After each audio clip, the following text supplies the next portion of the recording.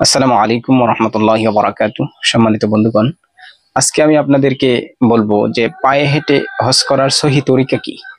পায়ে হেঁটে হজ করার কিছু তরিকা রয়েছে, সেই তরিকাগুলো আপনাদের সম্মুখে আজকে উপস্থাপন করব। সর্বপ্রথম তরিকা হলো, আপনাকে একটা ফেসবুকে পেজ খুলতে হবে, আপনার নাম দিয়ে পেজ খুলতে হবে। তারপর এই পেজে একটা পোস্ট করে জানাতে হবে যে আমি বহুত বড় একটা কাজ আঞ্জাম দিতে যাচ্ছি, যেটা পায়ে হেঁটে হজ করতে যাচ্ছি। এই বিষয়টা মানুষকে জানাতে হবে ফেসবুকে। দ্বিতীয় নম্বর তরিকা হলো যে আপনি কোন রোডে যাবেন, কোন রোডে যাবেন, কোন দিন কোথায় থাকবেন, সেই একটা নকশা, ম্যাপ গুগল থেকে ম্যাপ থেকে বার করে সেই রুটটাকে আপনি দেখিয়ে দিতে হবে যে আমি এই রুটে আসতেছি, কত তারিখ ওইখানে থাকবো, কত তারিখ ওইখানে থাকবো। এরকম একটা ম্যাপ বা রাস্তাটা, রুটটা আপনারা আগাম বলে দিতে হবে যে এই রুট দিয়ে আমি আসবো। 3 নম্বর তরিকা হলো যে মানুষকে জানানোর পরে যে আমি হজে যাব বা এই রুটে আসতেছি, তারপরে 3 নম্বরটা হলো যে আপনি একটা পিট ব্যাগ নেবেন। পিট ব্যাগ একটা নিয়ে চলতে গেলে যতগুলা সামানের প্রয়োজন হয়, সেই সামানগুলা পিট ব্যাগের মধ্যে নেবেন। নেওয়ার পরে একটা পুরাতন লাঠি খুঁজে বের করবেন, যদি পারেন আপনার দাদুর হাতে লাঠি, সেই লাঠি খুঁজে বার করে একটা লাঠি হাতে নেবেন। লাঠি হাতে নিয়ে বাড়ি থেকে বার হয়ে কয়েক ধরনের পোজ দিয়ে কয়টা ফটো তুলবেন, তুলে আপলোড দিবেন যে আমি বাড়ির থেকে বার হয়ে গেছি। 4 নম্বর হলো যে আপনি যে রুট দিয়ে যাবেন, সেই রুটের মধ্যে কিছু হাফ পাগল, কিছু ফুল পাগল ভক্ত রয়েছে। সেই ভক্তরা দেখা করবে, সেলফি নেবে, তাদের সাথে সেলফি তুলতে হবে।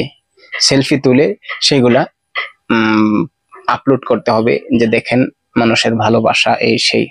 আর এই হাফ পাগল, ফুল পাগল, এদেরকেও বলে দিবেন যে তোমরা আপডেট দিতে থাকো, মানুষকে আপডেট জানাইতে থাকো। 5 নম্বর তরিকা হলো যে আপনি চলার পথে দেখতে হবে আপনার আগে পিছনে ভিড় বার আছে না নাই, লোক আছে না নাই। যদি দেখেন লোক নাই, আপনি একা যাইতেছেন, তাহলে আপনাকে ওইখানেই সফরটা স্থগিত করতে হবে, ওইখানেই থাকতে হবে। যে মানুষ নানান ধরনের কৌশল করে বা মানুষকে জানিয়ে যে আমি হজে যাইতেছি, এই অঞ্চলের মানুষকে জানিয়ে একটু ভিড় জমিয়ে তারপর আবার রওনা করতে হবে। 6 নম্বর বিষয় হলো আপনি মনে রাখতে হবে যে আপনার এই পায়ে হেঁটে যাত্রাটা, মানে হজ্জে ভাইরাল নসিব হওয়াটা, একমাত্র ডিপেন্ড করবে আপনার এই যাত্রা পথে আগে পিছনে ভিড় নিয়া, আগে পিছনে ভিড়, সেলফি, এই সেই। যদি আগে পিছনে ভিড়, সেলফি এইসব দিয়ে আপনি ভাইরাল হইতে পারেন, তাহলে হজ্জে ভাইরাল আপনার নসিব হবে, না হয় হজ্জে ভাইরাল নসিব হবে না। তাই সব সময় আপনার ধ্যান রাখতে হবে আমার চলার পথে ভিড় বার বা সেলফি, আপডেট এগুলো আছে না নাই। যেখানেই যাইতেছি সেখানেই সাথে মানুষ আছে, হাফ পাগল ফুল পাগল সাথে থাকেই আপডেট চলতেছে, তাহলেই আপনার নসিবে হজ্জে ভাইরাল নসিব হবে, তাতে কোনো সন্দেহ নেই। এবার আসুন মূল কথায় যাই। আমি যেই কথাগুলা বললাম, দেখেন তো একটু মিলছে কিনা। যারা পায়ে হেঁটে হজ করতে যাইতেছে তাদের উদ্দেশ্যই এটা, পায়ে হেঁটে যারা হজ করতে যাইতেছে তাদের একমাত্র উদ্দেশ্যই এটা। বার হওয়ার আগেই এরকম ভাবে পেজ টেজ বানিয়ে আমি হজে যাব, এই সেই রাস্তা দিয়ে যাইতেছে আর আপডেট, এই সেই। মূল উদ্দেশ্য ভাইরাল হওয়া। একবার ভাইরাল হয়ে গেলে পরে ইনকাম আছে, সেলিব্রিটি, এই সেই কত কিছু। তো এই ভাইরালের নিশায় এই কাজগুলা যে করতেছে, পায়ে হেঁটে হজ, এখনো কি পায়ে হেঁটে হজ করার সময় আছে? কে বলছে এই পাগলামি করতে? সবকিছু আছে, যাতায়াতের ব্যবস্থা আছে, তোমার কাছে মাল আছে যদি, তাহলে উপর দিয়ে সবার সাথে একসাথে যাও হজ করতে, টাকা জমা দিয়ে। আর যদি টাকা নাই, তোমার উপর হজ ফরজই হয় নাই, তোমাকে কে বলছে এই পাগলামি করতে? টাকা নাই, দোয়া করো, আল্লাহর কাছে দোয়া করো, আল্লাহ তুমি আমাকে হজ্জে বাইতুল্লাহ নসিব করো, আমি হজে যাব, নবীর রওজা মোবারক দেখব। তোমার মনে যদি সঠিক আশা পোষণ করে আল্লাহর কাছে দোয়া করতে পারো, অবশ্যই আল্লাহ সেই দোয়া কবুল করবেন, তোমাকে হজ্জে নেওয়ার ব্যবস্থা করবেন অবশ্যই। তুই পায়ে হেঁটে এই ভাইরাল, মানে হজ্জে ভাইরাল এই হজ কে করতে বলেছে?